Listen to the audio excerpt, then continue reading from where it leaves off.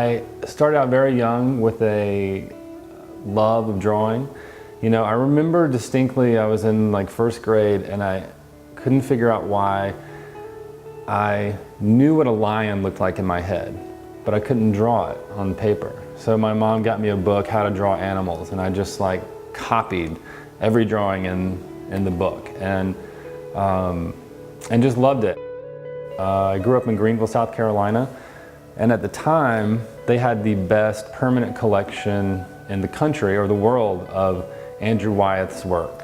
And I was really, really impressed with his work and his ability to, in just a few brush strokes, you know, render a rusty bucket full of water. I just thought it was magic. So, you know, I was really inspired by him, and I went to classes there at the Greenville County Museum, and then just followed it all through school. And it just I never grew out of it.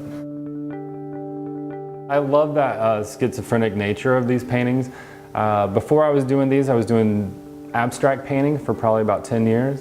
And I was really wanting to do something else with the painting, something that was a little bit more of a storytelling process. So some of the paintings that have a little bit more of a narrative, even if those narratives are kind of vague, you know, and non-linear. So I didn't know what they were going to look like.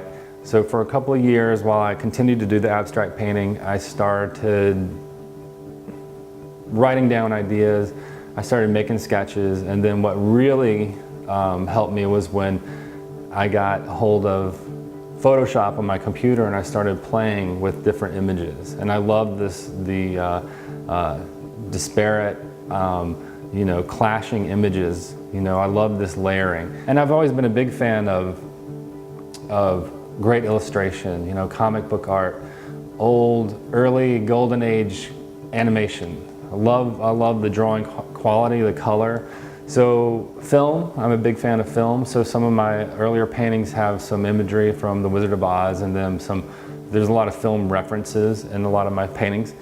So I got to take all these things that I love and throw them into this one soup and stir them about. So I have, I'm showing all my influences and all my loves on the same canvas, and I love this layered effect and how the patterning and the disparate imagery as illustrative or photo-based, how they play on each other and push each other forward and back.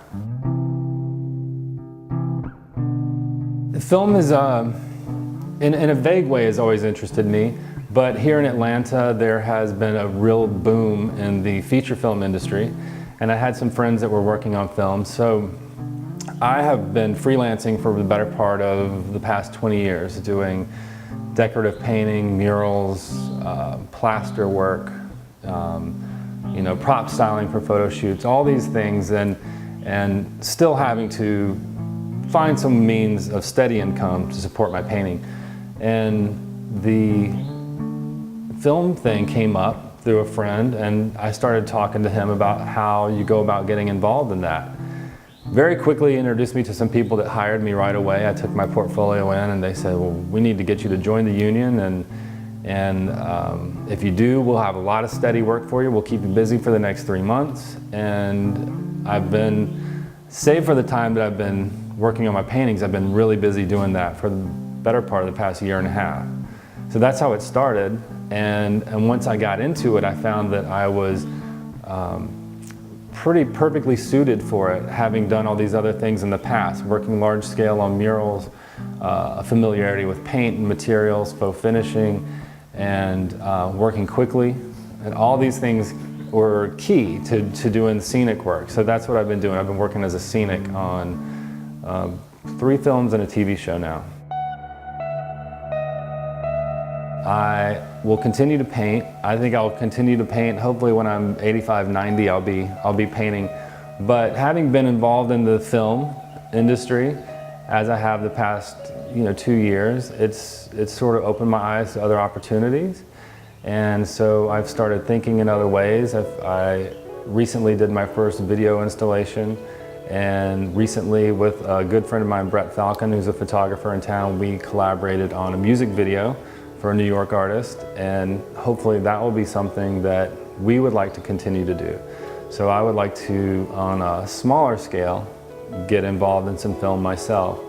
And in that way, you know, hopefully take, you know, the same aesthetic and ideas that I have had and honed with the painting and just translate that to another medium. See if it translates and see how that could change what I'm doing. It's an inspirational thing, the cemetery.